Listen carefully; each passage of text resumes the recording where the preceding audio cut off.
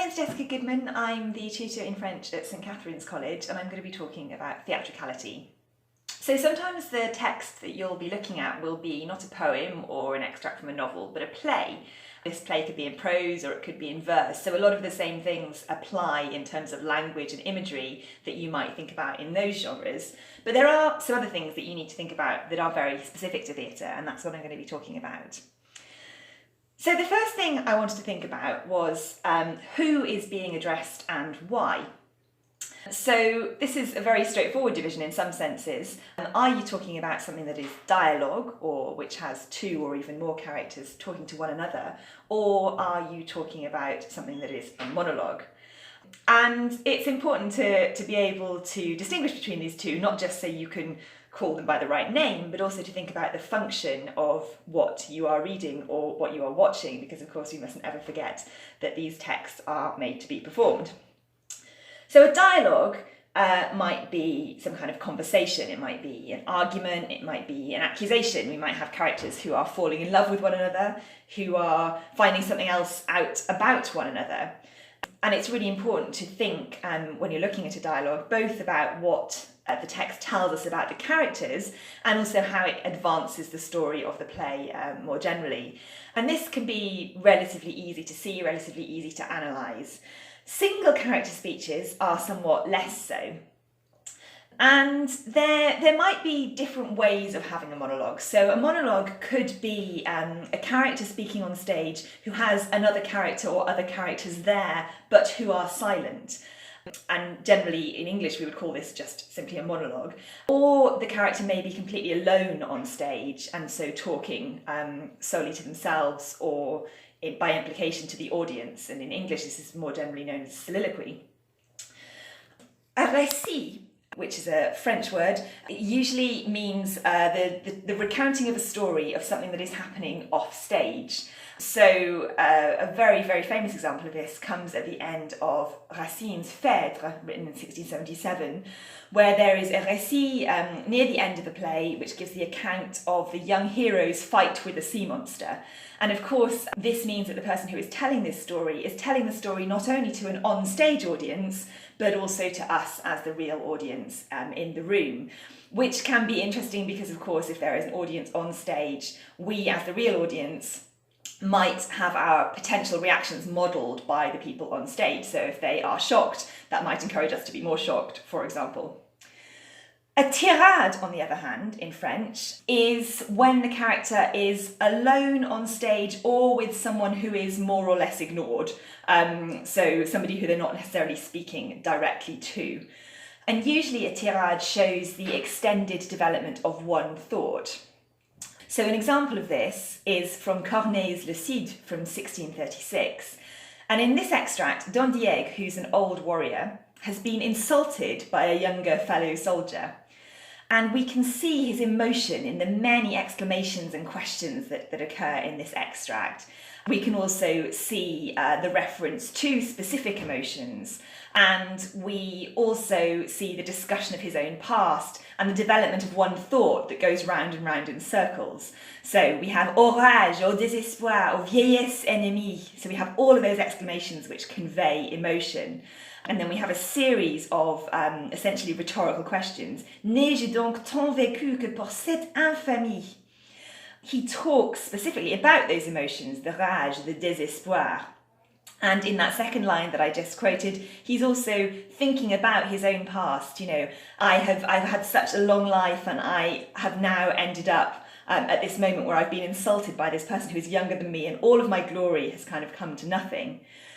And in the repetition that occurs in this extract, we can also see, as I said, the development of one thought, the fact that he is absolutely focused on this idea. He's going round and round in circles, he's building up the same idea. So we have mon bras qu'avec respect toute l'Espagne admire, mon bras qui tant de fois a sauvé cet empire, tant de fois a fermé le trône de son roi. So what he's talking about here is that he has, he's fought so much for his country, so many times, and yet this is where I end up. So this is a really good example of the kind of extended development of a thought across a tirade. So that was who is talking and why. Then, of course, we have to think about what's happening on stage whilst they're talking. Because again, as I said, this is obviously not just a text on a page, it's something that gets performed. And generally we know what's happening through stage directions, didascalie in French. Now there are different types of stage directions. One type is explicit stage directions, where they're given to us by the author. So this is an example from the 1953 play En attendant Godot by Samuel Beckett. And in this example, we have a whole range of different sorts of stage directions. So we have the general background at the start, where the scene is set, and sometimes this element will also give us things like what a character is wearing, for example. So here we have Route à la campagne avec arbre, it's telling us where it is. Soir, it's telling us when it is. And then we have a description of what one of the characters is doing at the very start of the scene. So we have the fact of where he is sitting. We also have the actions that he is undertaking. He's trying to take off his shoe. And then we have a further character he enters. This play is a particularly good example of a text that has a large number of stage directions, and in fact we tend to see, in a very broad trend, we tend to see more stage directions as time progresses. So if you look back at something like the Racine text that I was talking about a moment ago, there will be very, very few stage directions. By the time you get to this 20th century text, there are a lot of stage directions.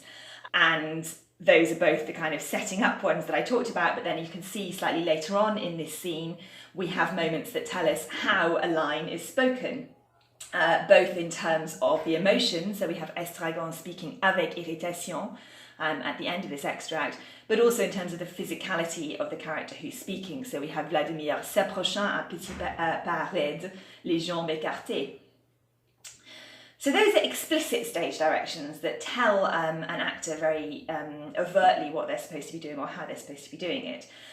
In that kind of earlier theatre, like the Racine that I was just talking about, where you get very few explicit stage directions, you do nonetheless get something that we can think of as implicit stage directions. So this is where we get a sense of what a character should be doing by what another character says about them. So again, an example from Phèdre. This is where Thésée, who is the king, meets his son's lover, who's just been left alone after he, Thésée, has banished his son. So Thésée says to her, "Vous changez de couleur et semblez interdite, madame." So, I mean, whether or not it's actually possible for the actress in question to change colour, nonetheless, we get a sense of how what one character says might tell us how another character is supposed to be reacting at that particular time. So that's an implicit stage direction. The final thing I wanted to talk about brings together the question of who is talking and to whom, and also what's going on stage. And that is related to the awareness or otherwise of an audience, the awareness of this being theatre. And this is something we might call theatricality more broadly, and also potentially something that you might find in texts that are not actually theatre, but nonetheless have theatrical elements to them. So particularly what I'm thinking about here is the question of dramatic irony, which is when we know something that one or more of the characters don't know. And this also happens, of course, for example, when we know that a character is disguised.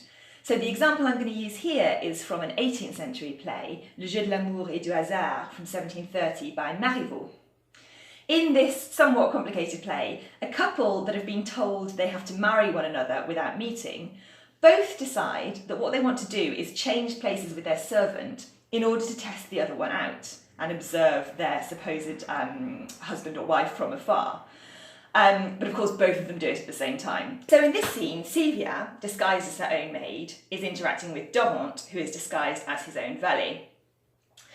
Dorante talks about how speaking to Sylvia, who has a very high-flown way of speaking, is very much unlike talking to a servant, or at least how he would expect a servant to be. He says to her, "Quelle espèce de suivante es-tu donc avec ton air de princesse?" Now, of course, for the audience, we recognise why it is that she sounds like a princess and not like a servant, precisely because she is not a servant. Whilst in the other direction, we have Sylvia, who feels that all of the flattery that he is speaking to her is simply that of a flirtatious valet who is trying to copy the gallant speech of an aristocrat. So she talks about him as being like tous les valets qui m'ont vu. All of the valets who would like to sound like aristocrats and in fact are just aping that kind of speech. Again, we as audience members know that he is in fact aristocratic, and so that his speech is precisely what fits with his class. Another element then of dramatic irony or of awareness of theatricality is when we get an aside, so when a character says something that is not intended to be heard by those to whom they're speaking on stage.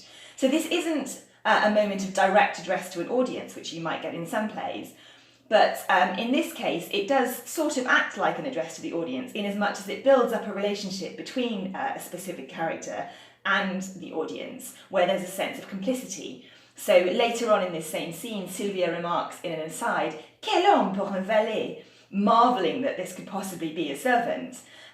And again, we understand why that is the case. She is unable to express that to him. We are given more of an insight into her character, and therefore we have more of a relationship with her. So most of what I've been talking about, in fact, particularly in this last section, is thinking about, as a reader, remembering that what we're reading and talking about is an action. It's an experience that takes place with real people in a room.